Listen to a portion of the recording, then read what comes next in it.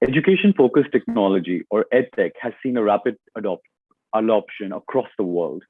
Enthusiastic observers paint it as the revolutionary change needed to solve India's massive educational challenges, some of which include lack of physical schools, high dropout rates, low female literacy, lack of skilled teachers, accessibility to schools in rural areas, lack of soft skills learning, high cost of private education, and too much emphasis on rote learning. In a country that lacks physical schools and where the traditional education has not been able to penetrate remote areas, EdTech can have a phenomenal impact, its enthusiasts argue. Not only it offers more flexibility and personalization, but also allows students to progress at their own pace. Several platforms are aimed at gamifying education, which they hope would promote student engagement and motivation. However, this euphoria around EdTech is being questioned by some longtime education experts. They see it as applying duct tape over a water leakage, arguing that unless fundamental issues are addressed, things are unlikely to improve. Some development-focused economists have been even more critical, pointing out that pushing EdTech might even be detrimental as it diverts resources and attention away from implementation of simpler and more practical solutions like midday meals. Despite having 1.5 million schools and close to 40,000 colleges, the rate of literacy, the quality of education, and the employability of our graduates remains of grave concern. The question facing us today is whether EdTech can solve the myriad challenges that plague India's educational system. To answer this, we have three panelists who have a very deep understanding of this matter and of India's situation. We have with us Sandeep Rai, who is the Chief of City Operations, Teach for India. Prior to joining TFI, Sandeep taught secondary science in Washington, D.C. as Teach for America's COPS member. His experience in the classroom deepened his resolve to contribute to educational reform movement, and motivated by the same, he has led the creation and implementation of Teach for India's first institute. He has played a critical role in growing Teach for India movement in the last decade, serving in various leadership positions across the organization. We have Manila Carvalho, who is currently the principal of Delhi Public School, Bangalore East. She's passionate about education and believes that parents need to play an important role in the education of children.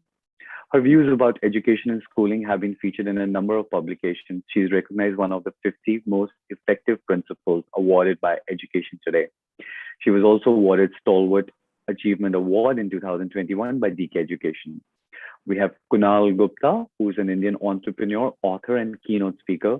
He's the founder of Henry Harvin Education, a leading career and competency development organization headquartered in Noida, India, and San Francisco, USA. He's the author of the only content writing handbook you'll ever need. He won the 40 Under 40 EdTech Entrepreneur Award at BW Business Week in 2020, won the Game-Based Learning Company Award of the Year, as well as won the Best Corporate Training Company of the Year award by the Entrepreneur in 2020. Welcome all of you to Argumentative Indians. It's an honor to have you with us. Thank you. Thank you so much, Ajay, for the kind introduction. Thank you. Good to be here too. So Sandeep, can we start with you? Why don't you share with us your point of view on first of all, why is India's education system lagging so much even after almost 75 years of independence? And why do people think that technology can help solve a lot of these long, deep-rooted problems in India's education system? Yeah. Two very, very big questions. Thank you for that. Let's try to basically just understand some of the data underlying the educational system that we talk about, right? Because that's incredibly important. So we have 320 million kids in India, right? We have the fastest growing young population in the world. Yeah.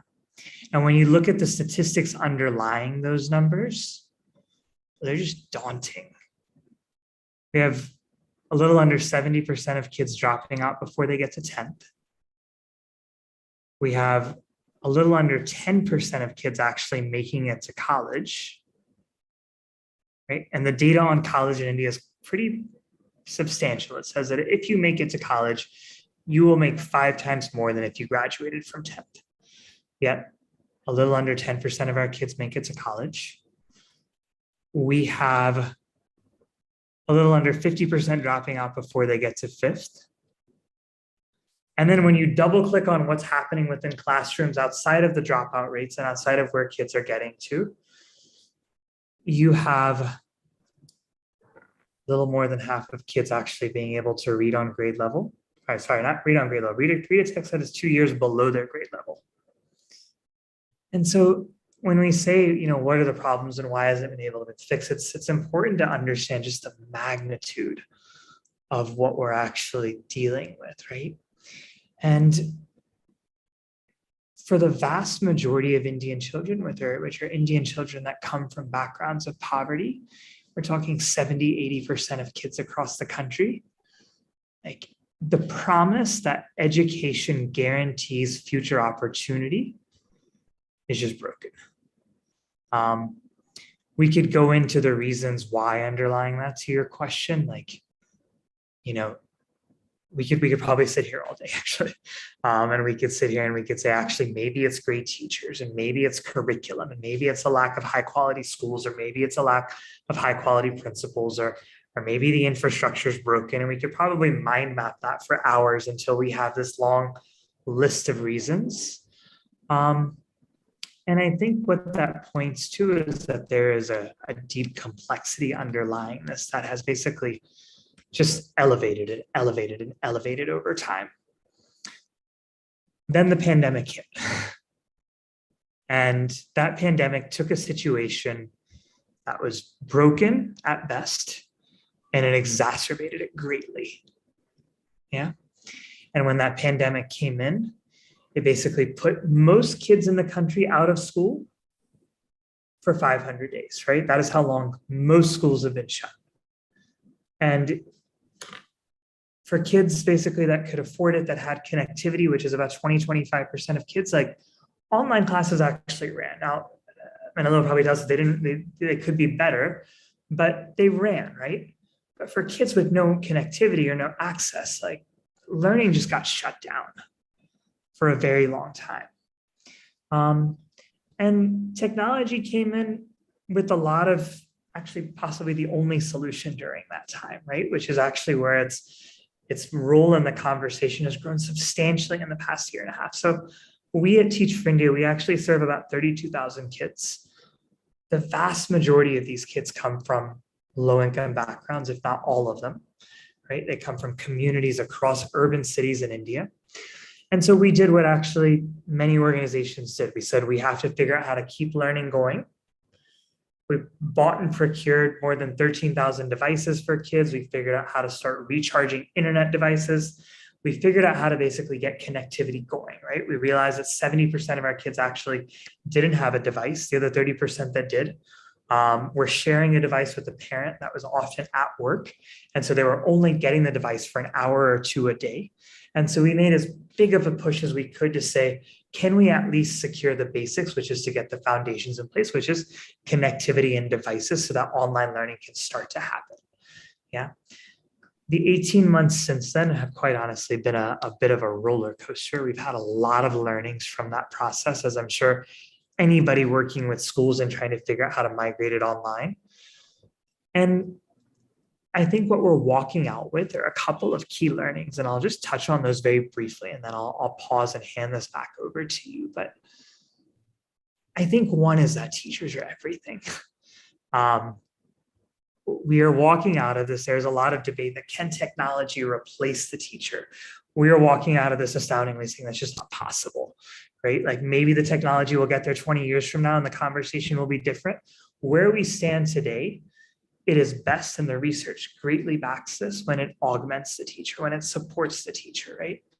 And in fact, we're concluding that we don't just need teachers. Even if we're going to be using technology, we need the best teachers that we can find, right? And two is that like technology actually does hold a lot of promise. It holds promise in helping us be able to differentiate, holds promise in being able to meet the needs of individual kids. And there have been apps like Khan Academy, like Google Read Aloud, that have come out that are actually helping teachers now say, you can differentiate for individual sets of kids, and that's promising, right? Three is that like, it's best equipped for math, right now, the technology in its abilities to differentiate and help people remediate, massive gains have been made in math. And the technology when it comes to mathematics is actually quite impressive because it's algorithmic.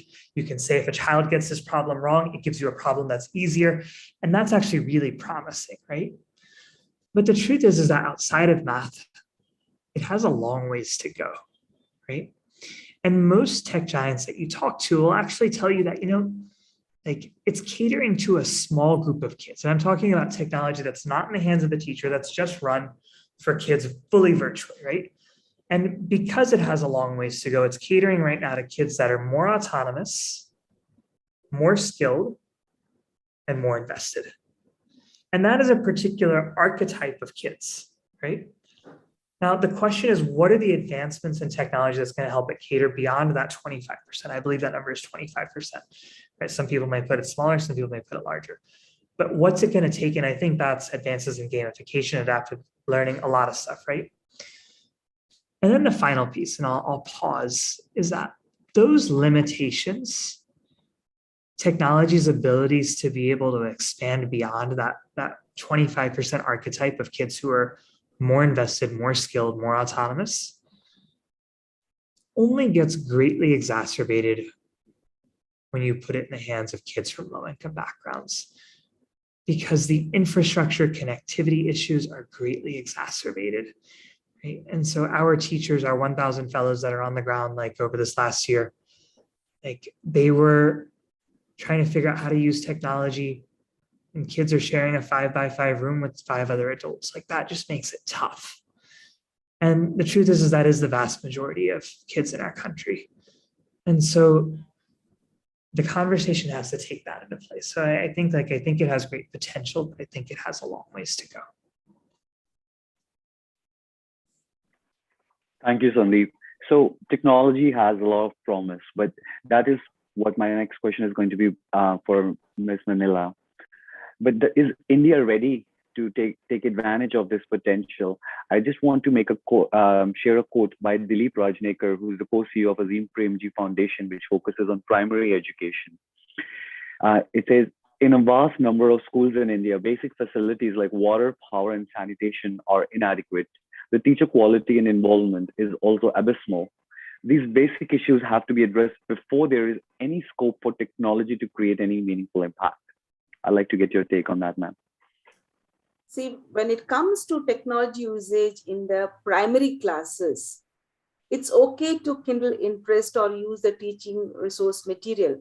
Of course, the EdTech solution was like an angel which came to us during the pandemic, because that enabled us to continue, learning for the children in their respective homes. So it did not come to standstill in spite of pandemic, though everything got shut and things like that. But education did not stop. It may not have reached the entire masses, but it did go to a large number of students in their own homes at a safe place. And parents have witnessed this. And when it comes to the primary children, I think that is the age where they need to build up the social connect. They need a teacher's touch in school, which, EdTech solution did not provide that much of, experience in the houses. They were able to teach or whatever they're supposed to teach or show the resources, but how a teacher handles them in the classroom, that was totally missing. And EdTech, when it's providing all the solution, I think for the little ones, at least off and on, they need to come to school to get the warmth of the teacher while teaching the classes. EdTech cannot provide that kind of teacher experience back home. They definitely needed to be brought to the classroom to teach the basics of learning, to teach the concept very well. And while teaching that, then use the technology to strengthen their learning, it is fine. For the senior children, it's fine. EdTech company solutions are definitely helping. But for the primary children, I'm saying that they definitely need, of course, this education technology, what has come in, has empowered our teachers. They have gone beyond the chalk and talk. So they have, in fact, collected a lot of resources to make the classroom interesting for the children. Of course, children have developed a lot of, enhanced their communication skill. Visually, they were able to tell, they can see and express many things. But at the same time, whatever they write, the writing skills have not developed in children, because whatever they write now at home, it is the parent who does the corrections. And the parent is not a teacher who has not gone through that, the training program where she will spend more, because parent upbringing is totally different. They are more, cuddling the children and take care, or sometimes they may get angry and shout at them. But teacher's role in the school is totally different. Whereas one parent finds it very difficult to handle 1 or 2 children in this at home, the teacher handles about 35 to 40 children single-handedly in the campus, in the classroom. So teacher has that kind of a power in the classroom, who can mold and nourish the children accordingly. So primary segment, definitely what I'm saying is they need to be brought back to the classroom to teach, and technology can be an additional resource to make their learning strengthen. Just on that point, ma'am, but India still has a huge shortage of teachers. You're talking about one teacher covering 40, 50 students, but there are a lot of schools which just don't have teachers, a lot of areas in India where teachers. Do you think technology can substitute? Maybe the solution wouldn't be as good as a warm, nice, friendly teacher, but do you think it's better than having no teachers? Yeah, but we need to find out which are the areas that there are no teachers. If they're in the remote areas, then I'm sure it is very difficult for the technology also to reach, because of the bandwidth that they have, the network connectivity that they have. But when we are going through and discussing with a lot of people, now technology has enabled learning in very remote areas as well. And technology is such a blessing for us, where we can teach a large number of students in a short duration time and in a most interesting time. But since the focus is mostly on the primary children, I felt, that they need to be brought to school to teach the basic concepts, which are definitely required for their higher studies. Let me bring in Kunal. So Kunal, both of the other panelists, they strongly feel teachers' role is critical to the education process, at least in the primary years. I want to ask you, like, there are obviously areas in India where we have so far been incapable of providing good teachers and good education. Do you think the focus on EdTech, in politicians obviously find this very cool to be collaborating with EdTech founders and all. Do you think this is diverting resources away from more practical solutions like training good teachers and getting teachers out there in rural schools? Do you think EdTech is actually taking away resources from those things that are much more needed? Right. So maybe, Yajur, I'll just put it differently. Let me put it the other way. See, we have a huge market out there, right? We have a huge population out there who needs to be catered to, number one. And relatively, if you check out the data as well, the number of teachers which we have in proportion to the learners, there's a huge difference, right?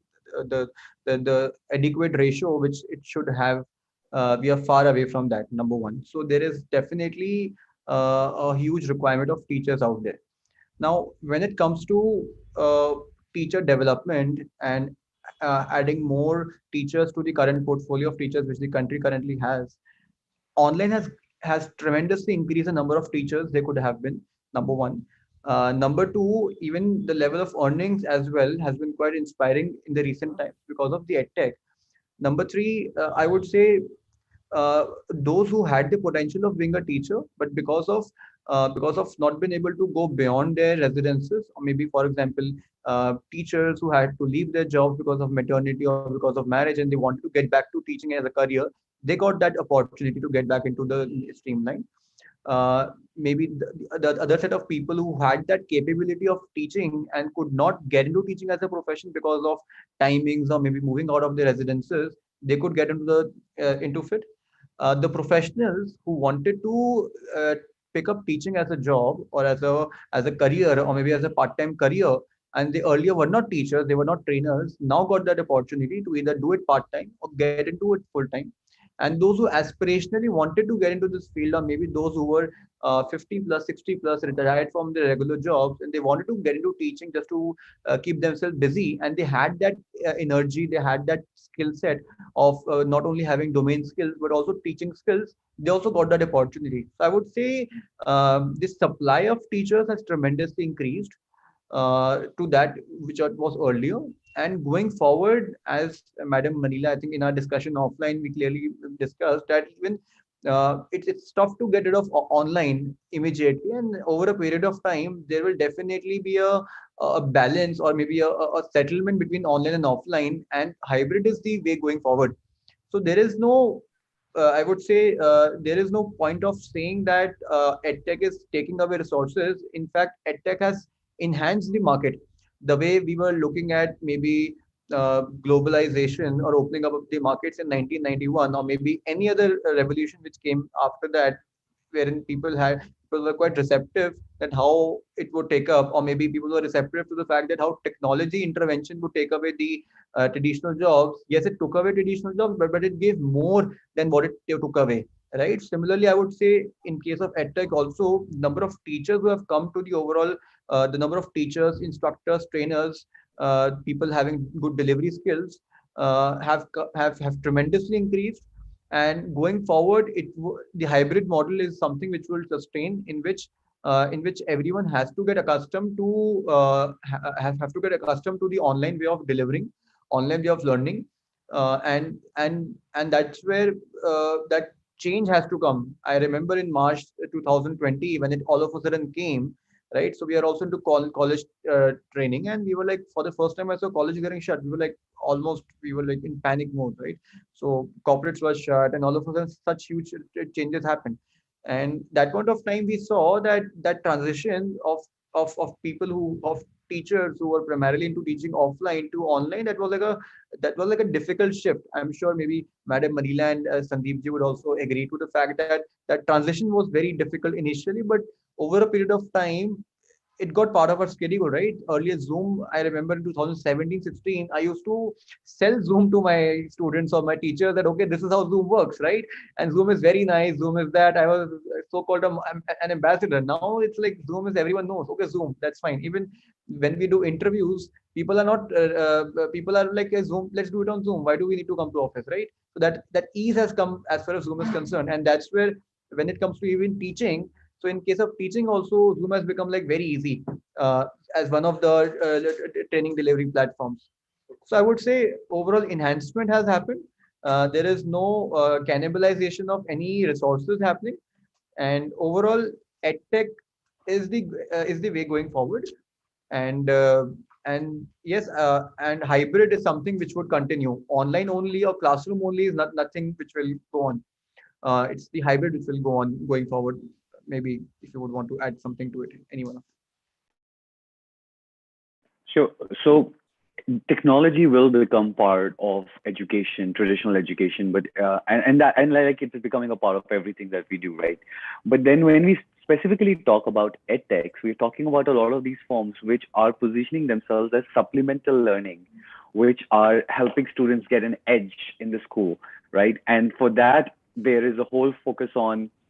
I mean, obviously, this comes at an economic cost, right? These things, and they are obviously through clever marketing, fancy advertisements, EMI options, and all sorts of things. A lot of parents feel almost pressurized to get this additional edge for the children.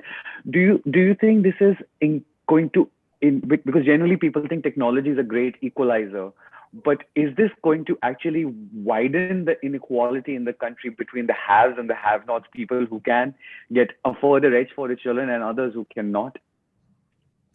Maybe Sandeep, you want to opine, or Kunal, why don't you opine first, and then I'll get Sandeep's view on this question. See, so it's all about, I would say, people who are giving board exams with tuition or without tuition, with coaching or without coaching, right? There are people who are scoring very well without coaching. There are people who are not scoring with without coaching. And in the same way, I think with coaching, without coaching doesn't make that much difference in terms of your marks. It's all about the learner how much time he or she is putting in, how much effort he or she is putting in, how much diligence that person is putting in. So I think same goes for the edtech sector. There is no there's no question of haves or have nots here. Those who want to learn would learn. This is, as you mentioned, it's a supplement, right? So it's a supplement.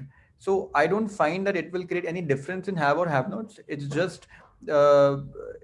it's just a catalyst, and a good catalyst in a way that that the skills which used to be a dream for people to acquire earlier, or maybe used to be like a 2 years, 3 years timeline, that has reduced to maybe let's do it now, let's do it next week or next month, because of not only cost becoming affordable, but also accessibility becoming much more easier. Uh, so that way there is this positivity around, right? There's good thing around, as Madam Anila mentioned, that when nothing was happening, then online education really helped. So similarly, students who wanted to acquire specific skills, maybe for example, we have this program called Junior MBA, right? It's kind of an online entrepreneurship program. Now, program something of that sort. Earlier, it used to be a summer school program in which we used to get students from outside India and coming down and taking this program. Now, this program is online, and people who prefer, let's do it online. Why to go for uh, a regular classroom program, because of cost, because of accessibility, and so on. I think that way, even internships are all happening online, and a lot of school kids are coming for internships. Earlier, internship for a school kid used to be like, wow, right? Even for a lot of students, a lot of college students, internship was never there, was not happening because of various reasons. Now, if the internship is available online, no matter where you are, you are able to deliver and able to get that practical experience, right? There are a lot of work from home jobs that have come up because of that, and that's where experience of work from home and online experience is also being taken into consideration during interviews, right? So online itself has become a skill set. And now, if you see, every person having mobile phones are able to add value, and people who would not even know how to write are able to type, right? People who have not been able to go for regular education are able to learn through very small cost by going forward with mobile learning, right? So all these points overall has been bringing a positive change in the overall education system. That's my belief. Rest I would leave to Sandeep to maybe add to it. Yeah. Yes, Sandeep, I'd like to get your take on this. So obviously, Kunal is right. Like technology is obviously making a lot of things easier, but not specifically, not just generally talking about technology. I want you to address specifically the edtechs, which make, because a lot of these education platforms, they make it. The perception is that you get access to them to get advanced. Otherwise, you'll sort of be left behind, right? The student can work hard, but if everybody else is doing, wouldn't you want your children to do it too? And that creates an additional economic burden. And also, Kunal is right that there were coaching schools even around before EdTech came around, right? So that's why. But I want to get your view. Like, has the pressure increased now? Yeah, I mean, I think it already has widened it. I don't think it's just ed tech firms. So I want to widen the argument, and then I'll zoom into the ed tech firms in a minute. But look, where I agree with Kunal is that I think that there are many benefits, right? And I want to basically be clear about that there are many benefits that technology has already brought and continue to bring to the space. But look, I mean, the Asia Bank came out with an analysis, right, that said that throughout this pandemic, if you were a child that had strong access to online connectivity, and your school as a result also had strong access to online connectivity, through this last year and a half, close to 2 years now, you will have lost about 3 to 4 months of learning, right? So you're not going to have grown as much as you could have. You will have grown about 3 to 4 months less. But if you are a child that did not have stable connectivity, your school did not have stable connectivity, you do not have an infrastructure at home to be able to support that, for every 1 month of learning lost, the estimates are that basically you will have lost 3 months of learning. That's the vast majority of Indian kids. Like, that is the truth. That is the vast majority of Indian kids. So we're talking about 4.5 years, up to 4.5 years of learning lost, right? Whereas you have a subset of kids that have only lost a couple of months. Like, that gap is widened. Those same estimates are predicting that those kids actually won't get up to speed until 2030. That we will not be able to catch those kids up to where they need to be until 2030. Like that gap is seismic. It's not just widened, it is seismic. And I don't think that's an ed tech firm piece. I think that's just the state of where we are in the country today. And I think that technology is widening that, you know. I think it has many benefits, but I think the truth is basically it is widening what is that? It is following along the same lines that we've always seen of social inequity. And the data supports that heavily. Now, of course, when you then basically add in ed tech firms that are charging and that are basically feeding off of that, of course, I think it's going to widen that significantly. I think it's a more nuanced picture, right? On the one hand, I think it's like hands down that it's going to widen it. On the other hand, I do think Kunal has a point that it's democratizing basically how we think about teaching. And that is a clear benefit in my mind. It is bringing a new cadre of teachers into the space, and it is democratizing it and allowing us to be able to basically increase access. That is a clear benefit. And I want to basically be abundantly clear that's a benefit. I just think the widening that's happening as a result is outweighing that significantly. I'm just going to make one separate point and then I'll pause. But look, I think if you were to break down the teaching and learning process into almost like a supply chain, right? Like you've got the delivery of content. We have to deliver content to kids. You have the fact that kids need then remediation once they've gotten content. Some kids need enrichment because they've gotten it so far. You then have the fact that teachers are grading things and kids need to get affirmation, right? Like they need to understand, am I doing well? Am I getting feedback? You've got the fact that kids also then need to be able to engage with peer-to-peer interactions, right? They need to gain socio-emotional skills. They need to engage with their peers.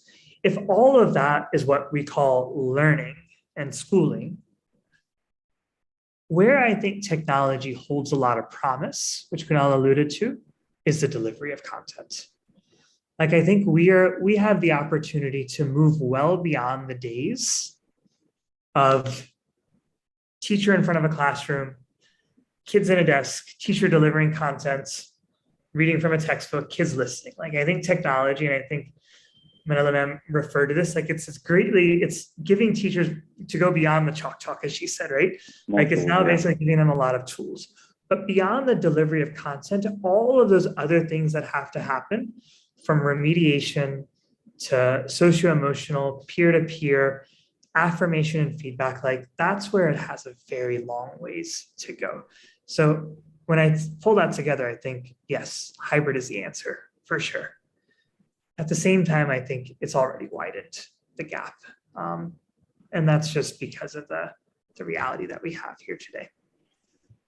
I just want to add one more point yes, there, Raju. See, sometimes what Mr. Sandeep mentioned, the technology was not available, so the gap is widened. But there are homes where a technology is there, but children are not showing interest at all. There is nobody to monitor them. Parents are busy with their work. That is where there is a lot of learning gap. Every facility is provided by the parent, good network system, but the child is not interested. The child may not even put the camera on, doesn't even respond to the teacher, or maybe switching between the screens, maybe doing because there is nobody to monitor back home. So that also has created the learning gap. That's a great point. And that goes back to what I was saying at the beginning, which is like, it's catering right now to a similar archetype, right? More invested, more autonomous, more skilled. If you fit that archetype of a child, I think it's actually great. I think you can move faster than you were moving before, significantly faster.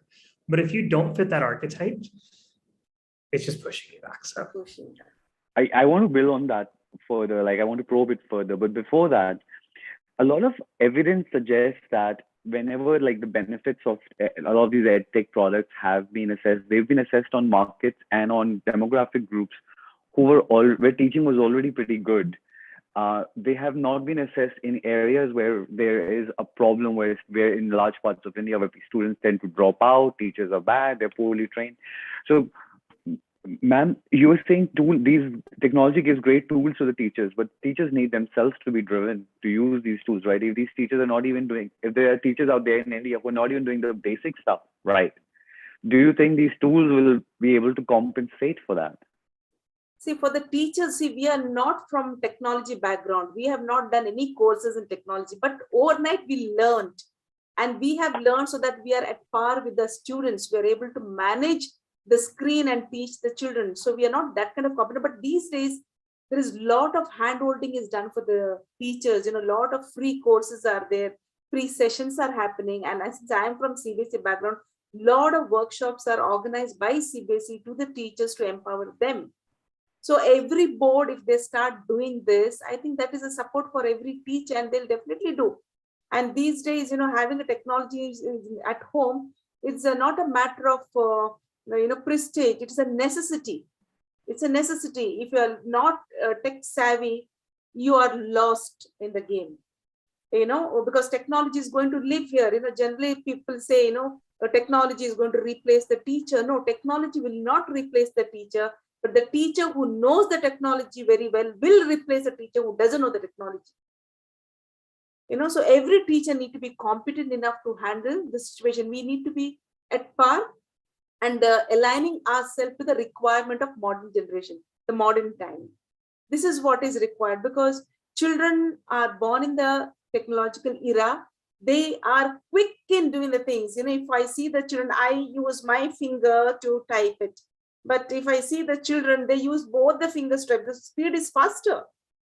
I tried and I find it very difficult because I'm not broad. And sometimes when I read the text, I read on screen, but I'm more comfortable if the printout comes, I'm able to read. So I need to get accustomed to that kind of this one. That depends upon me with my interest, with my willingness to learn. So every teacher must have the willingness and the interest as well as the resources available for them, so they are able to learn and give best to the society and to the children. Thank you. Understood. So Kunal, personalization is a big buzzword in the EdTech space. The fact that students can pace at their own level. Some students are smart; they can move faster. Others can get more time on a simple topic rather than the class running over them. So it all sounds very good in theory, but going back to what Manila ma'am said, if you are a student who doesn't have much motivation at home, they don't have much guidance and parental support, then don't these things create more problem? Aren't you more likely to just sort of get left behind, whereas the other students sort of get far ahead of you with these self-directing programs? So like you got to students who are already struggling, are they equipped to be self-directing their education? Mhm. So first of all, when we talk about self-directing the education, see the process is already defined by the experts, right? Students are not making the process; they're following the process. No matter whether you're talking about learners who are behind, or maybe the learners who are ahead in their class, in their grades or in their motivation. So they're following a process. Now, what happens is there are learners who are relatively more motivated when they have to learn through a non-traditional mode of learning, right? They're more motivated when it comes to learning via mobile phone, while learning via system wherein it's not a learning via traditional system in which there is a physical classroom happening, or maybe if it's an online classroom happening, even that is a traditional mode of learning. So some learners who are relatively backbenchers, as we rightly say, as we commonly say, so they may be relatively more motivated when following a process which is set by the experts. It is only the pace which is being monitored. Now, which is there in their control. Now, when it comes to monitoring, EdTech, when involves technology, can easily monitor the progress along with the timeline, uh, giving very clear deadlines, and also monitoring various milestones through reminders, through deadlines, through tests, and even through sending notifications to parents about it for them to also take care of it, right? So that enablement which technology has given also keeps in control those set of students which generally becomes like out of control for teachers in the physical classroom at times, right? So uh, undoubtedly, as Madam Manila rightly mentioned, uh, technology is not going to replace anyone, right? Technology, ultimately it's the hybrid which is going further now, and online and classroom will function hand in hand. right? So they can be online only. And the second is classroom and online. You cannot say that classroom will only survive alone. Classroom and online will happen hand in hand now. Classroom can go on, but it's just that the luxury of online or the benefits of online is something which is way more lucrative to get rid of now, right? It's so that's where I would say overall there is no cannibalization happening in any direction. Overall, things are moving further in the right direction. What it should have been. Things are scaling up. Education is getting democratized. We have more number of teachers coming out.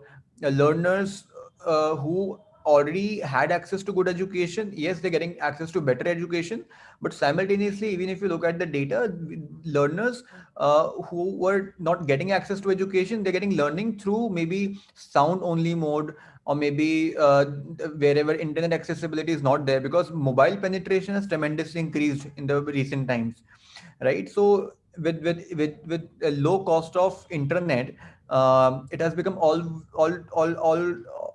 the way more easier for people to get connected connected to instructors who are very good in their field, right? Like for example, I was just checking out your YouTube channel, just checking out this video, how it's going on.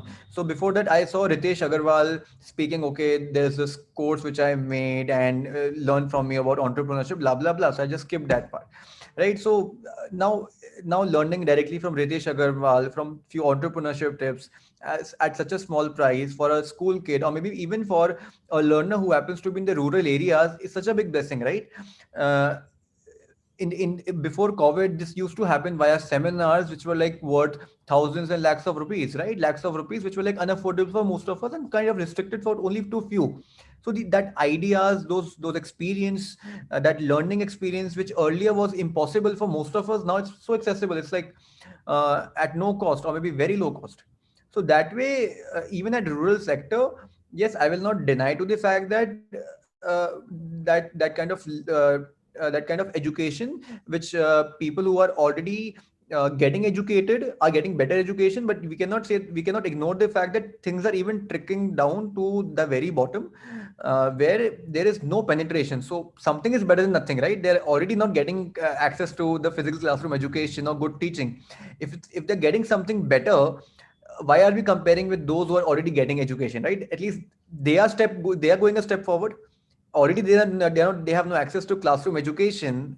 Now if they're getting online learning through some other mode, or maybe through audio mode, any mode, at least they're getting ahead, right? So that's because of enablement of edtech itself, right? So I think that is my point. Maybe that's where I would maybe, let's see what Sandeep ji and Manila has to add to it. No, definitely. Yajur, I think you're on silent. Yes.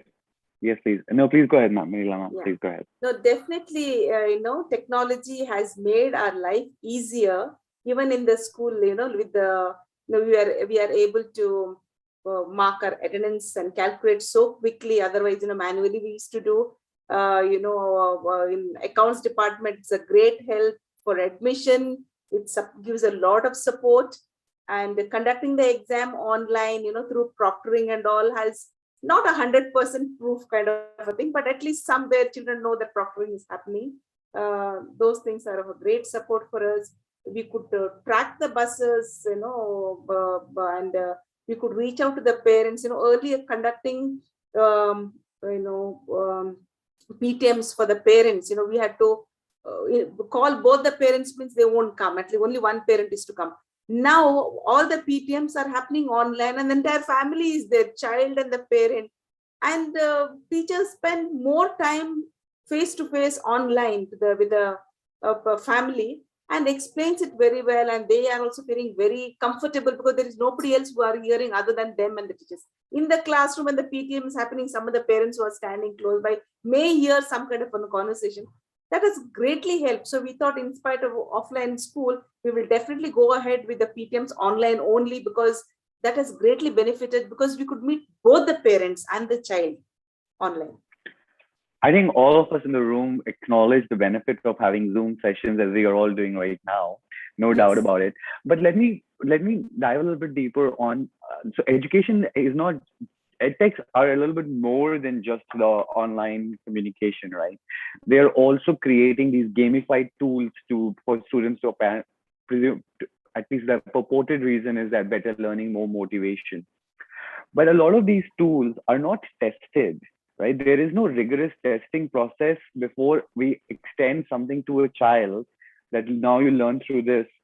So my question for you, Manila ma'am, is that do you think there should be some approval mechanism in place before a new kind of education product is commercially made available to children, and then all the marketing tells you go buy this thing and your child will get smarter?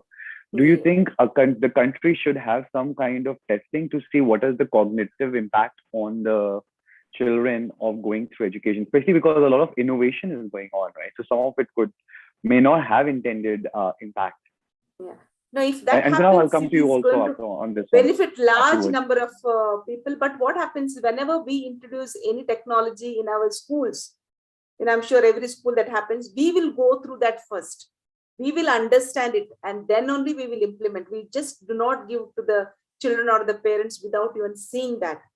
We will see that. But if the country is bringing in this kind of product, I think there should be a committee which will look into this, because the PUBG and all that has really created havoc with the students. They had gone beyond the control, and parents and the schools also had tough time to handle the situation at the time. So if these kind of games or activities are streamed, somebody who monitors and stopped at the entry level, that's a big blessing for the entire community of parents and the teachers and the children.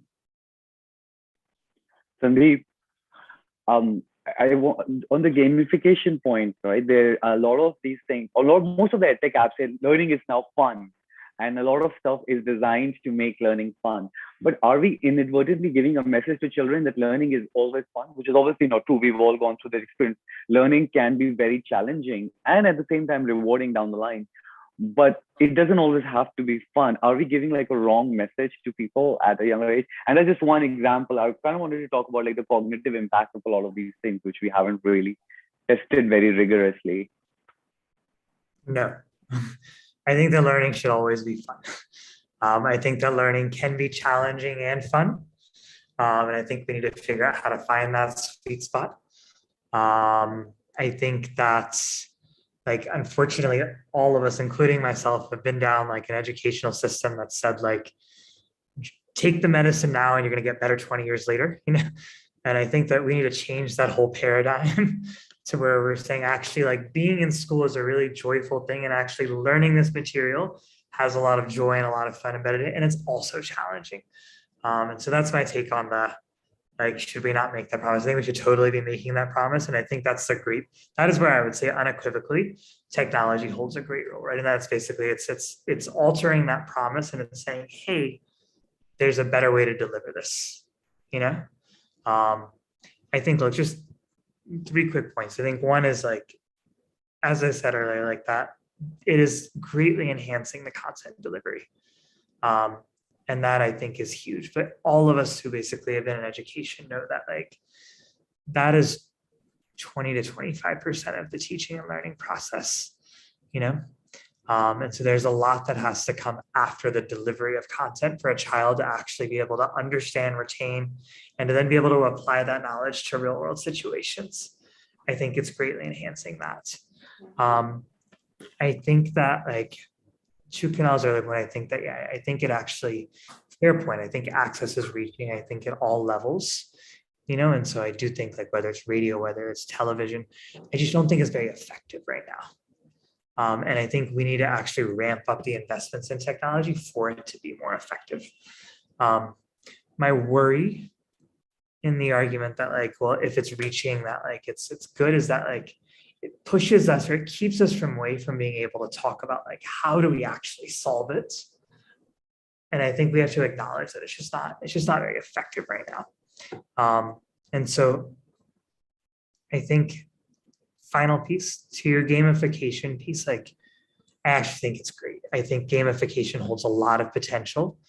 I think where we've seen gamification work, I think it's been excellent.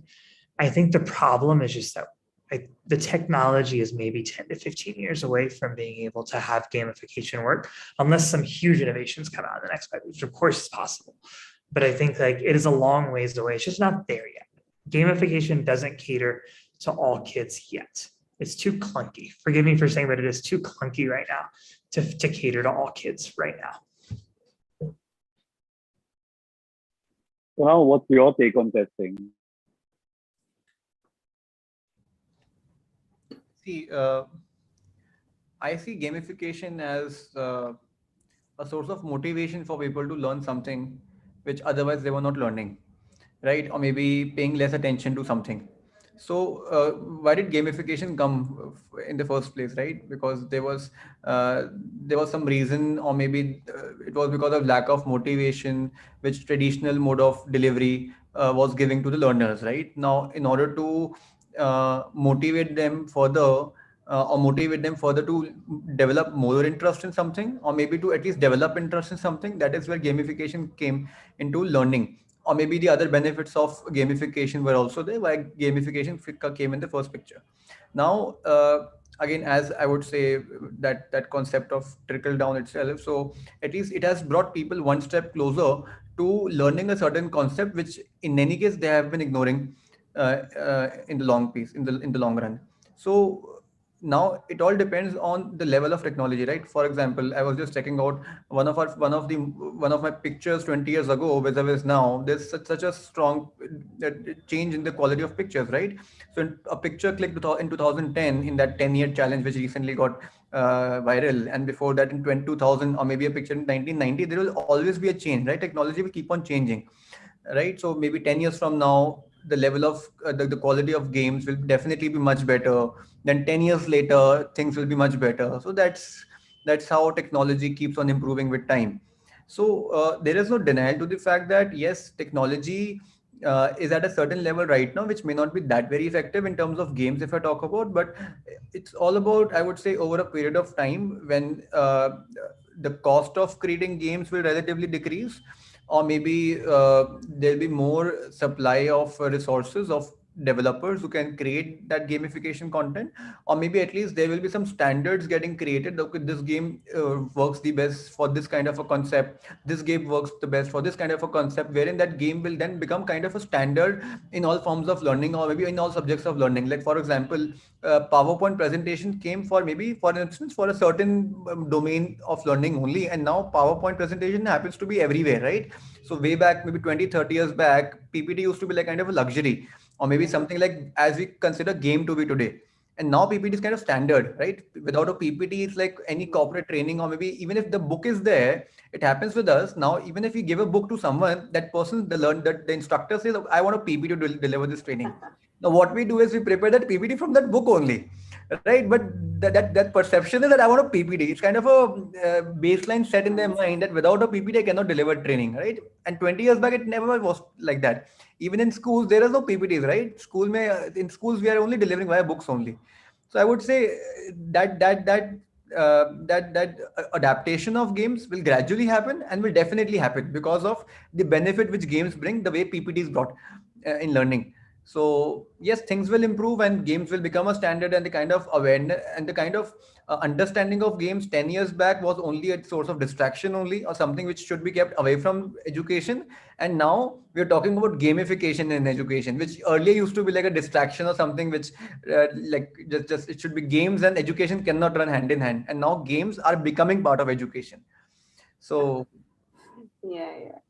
Kunal, I just want to add one more here. yeah. In fact, we are so used to having annual programs every year offline. Since pandemic, we did not have any annual day program. So this time we did a carnival, and we did have gamification for the whole day. We told the children, we suspend the classes, but you're going to play the whole day the games. And we gave it right from standard 1 to standard 8 according to their age, the games. And children did enjoy it. Right? Even I'm a product of DPS. I'm a sort of DPS of Sanskund, and there also we used to like, when will our next annual carnival, annual event happen? Yes. And there was a time when annual events used to happen once in 3 years or 4 years, like a cricket World Cup.